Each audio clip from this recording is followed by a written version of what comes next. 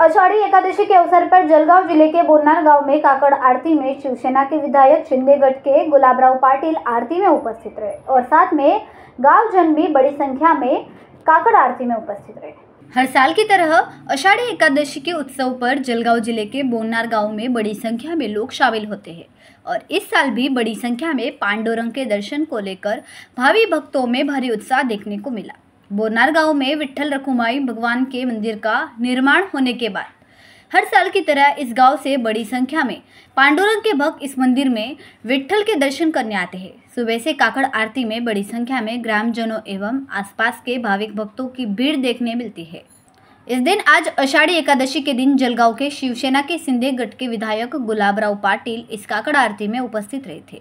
आषाढ़ी एकादशी के दिन इस अवसर पर जलगांव जिले के पालक मंत्री श्री गुलाबराव पाटिल जी एवं पवन भाऊ, विला भाऊ सोनवणे और बोरनार गांव के सरपंच, उप सरपंच बापू थोराट एवं गांव के भाविक भक्त बड़ी संख्या में भगवान पांडुरंग की काकड़ आरती में उपस्थित रहे थे।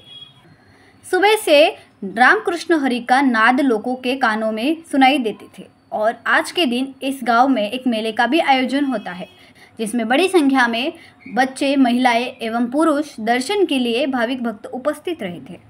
जलगांव से सुनील देशमुख की रिपोर्ट। आज आपल्या सगळ्यांना माहिती आहे की एक सगळ्यात पवित्र सण पांडुरंगाच्या चरणी तल्लीन होण्याचा एक क्षण आहे आणि बोरनार या परिसरामध्ये या आषाढी एकादशीला दरवर्षी फार मोठ्या उत्साहामध्ये कार्यक्रम होत असतो आणि देवाच्या कृपेने दरवर्षी मला येण्याचा मान या ठिकाणी मिळत असतो। आजसुद्धा बोरनार आणि या गावांनी आरतीचा मान मला या ठिकाणी दिला, त्याबद्दल मी गावकऱ्यांचे आभार मानतो।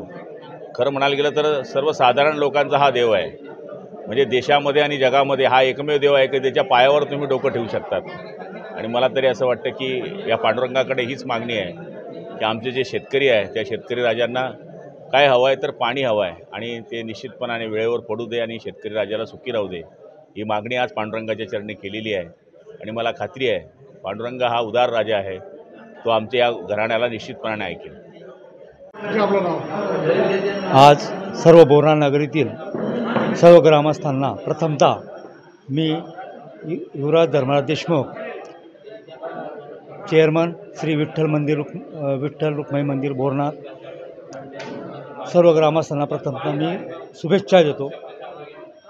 आज आमच्या बोरनार नगरीमध्ये आज सकाळपासून महापूजानिमित्त दिवसभर कार्यक्रम आयोजित केलेले असतात। आषाढी एकादशीनिमित्त त्या आषाढी एकादशीच्या महापूजेचं आज पूजन सकाळी जळगाव जिल्ह्याचे पालकमंत्री तथा पाणीपुरवठा व स्वच्छता मंत्री माननीय आमदार गुलाबरावजी पाटील यांच्या शुभ हस्ते महाआरती संपन्न झाली।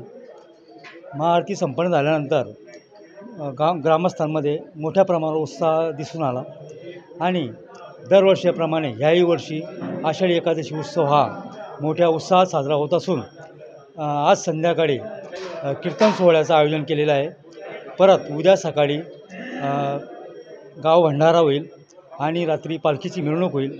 पालखीच्या मिरवणुकीमध्ये मोठ्या उत्साहात लोक सहभागी येत असतात आणि मोठ्या उत्साहात हा कार्यक्रम बोरनार नगरीचे ग्रामस्थ व विश्वस्त व तरुण मंडळी मोठ्या उत्साहात साजरे करतात।